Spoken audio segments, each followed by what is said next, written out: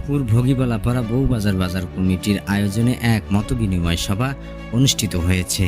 রবিবার সন্ধ্যা 6টার দিকে এলাকার একটি স্কুল মাঠে এই অনুষ্ঠান সভা অনুষ্ঠিত হয়। অনুষ্ঠানে সভাপতিত্ব করেন বাজার কমিটির সভাপতি মোহাম্মদ শামসুল হক। অনুষ্ঠান সমালোচনা করেন মোহাম্মদ সাইফুদ্দিন। প্রধান অতিথি হিসেবে ছিলেন সাবেক কাউন্সিলর 17 নং ward Rangpur city corporation Mohammad Abdul Gaffar. আরও উপস্থিত ছিলেন বিশিষ্ট ব্যবসায়ী মোহাম্মদ মশিউর রহমান। বউবাজার দোকানদার সদস্যদের মধ্যে উপস্থিত ছিলেন সাইফুর রহমান, মাহমুদুল হাসান, মোহাম্মদ আলী, মতিউর রহমান ও আরও অনেকেই।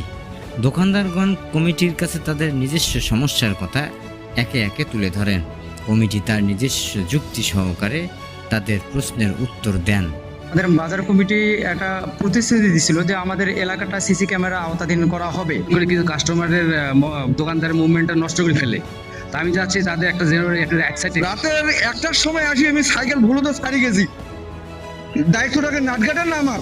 কমিটি গঠনের দীর্ঘ 9 মাস পর এই মতবিনিময় সভা অনুষ্ঠিত হয়। অনুষ্ঠানে আয়, ব্যয়, ক্ষয়ক্ষতি এবং পরিস্থিতির অনেক কিছু তুলে ধরেন এই মতবিনিময় সভায়। আজকে আপনাদের সহযোগিতায়, আল্লাহর অশেষ রহমত, আমি যে জায়গাটাতে দায়িত্ব পালন করে আসছি সেই জায়গা থেকে আমি বলবো জোর গলায় যে এখন একটা পরিষ্কার পরিচ্ছন্ন একটা এই ভোগীবালাপাড়া গড়ে উঠেছে, চিহ্নিত হইল। এটা আপনারা যদি সতর্ক থাকেন তাহলে কোনো দোকানের সামনে কোনো বাড়িওয়ালা ময়লা ফেলতে পারবে না। সঞ্চয় ছিল আমার কাছে ৩,৭৫৪ টাকা।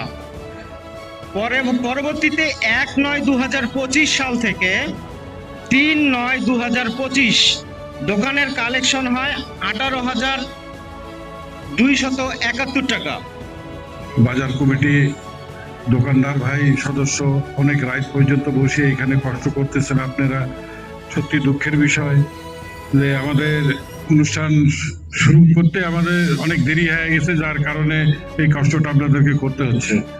এখন সমাজ